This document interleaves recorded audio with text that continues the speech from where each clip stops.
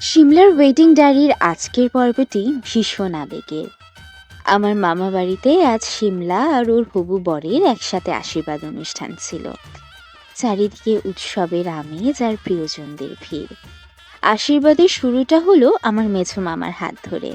তিনি জামাইকে সুন্দর একটি সোনার চেন দিয়ে বরণ করে নিলেন। কিন্তু হিন্দু বিয়েতে এই আশীর্বাদ কেন করা হয় জানেন? আসলে আশীর্বাদ মানে হলো সম্মতি এবং শুভকামনা। বিয়ের মূল পিঁড়িতে বসার আগে দুই পরিবারের আনুষ্ঠানিকভাবে বরকনেকে বরণ করে নেয় এই অনুষ্ঠানের মাধ্যমে।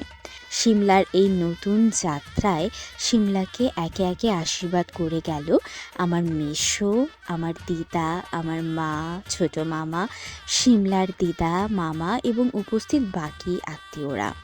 বড়দের এই ভালোবাসা আর দোয়ায় যেন পুরো পরিবেশটা এক পবিত্র মায়ায় জড়িয়ে রইল। ধান, দুব্য আর প্রদীপের আলো দিয়ে বরকনেকে আশীর্বাদ করা হয়। এর পেছনেও লুকিয়ে আছে প্রকৃতির এক দারুণ দর্শন। ধান হলো লক্ষ্মীর প্রতীক, যা নবদম্পতির জীবনে অন্ন আর সমৃদ্ধির নিশ্চয়তা দেয়। আর দুর্ব ঘাসের একটি বিশেষ গুণ হলো এটি শত প্রতিকূলতার মাঝেও মরে যায় না, বরং আরও সতেজ হয়ে ওঠে। তাই আশীর্বাদের সময় দুর্বা দিয়ে বোঝানো হয় যে জীবন যুদ্ধে আসা সব বাধা কাটিয়ে সিমলা আর তার জীবনসঙ্গী যেন দুব্ব ঘাসের মতোই আজীবন সতেজ আর প্রাণবন্ত থাকে। এটি কেবল একটি রীতি নয়, বরং প্রকৃতির আশীর্বাদে জীবনকে নতুন করে সাজানোর এক চমৎকার মেলবন্ধন। এই অনুষ্ঠানটি যে কেবল উপাচার তা কিন্তু নয়, বরং দুই পরিবারের মেলবন্ধনের মাধ্যমে পারস্পরিক সামঞ্জস্যতা বজায় রাখা। মামাবাড়ির প্রতিটি কোণা আজ খুশিতে মেতে উঠেছে।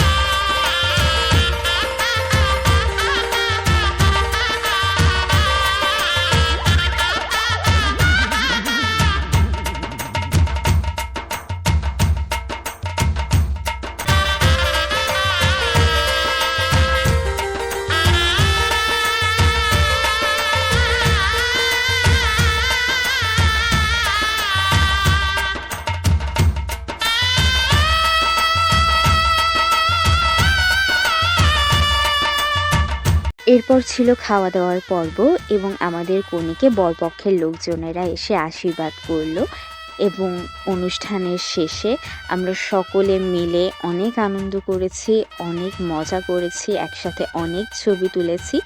তো আশীর্বাদের এই পর্বটি আপনাদের কেমন লাগলো তা আমাকে জানাতে অবশ্যই ভুলবেন না। আশীর্বাদের পর্ব তো শেষ হলো, সামনেই আসছে বিয়ের মূল অনুষ্ঠান। সেসব আনন্দ দেখতে আমার সাথেই থেকে আমার চ্যানেলটি সাবস্ক্রাইব করুন। দেখা হচ্ছে পরের পর্বে। ধন্যবাদ সবাইকে।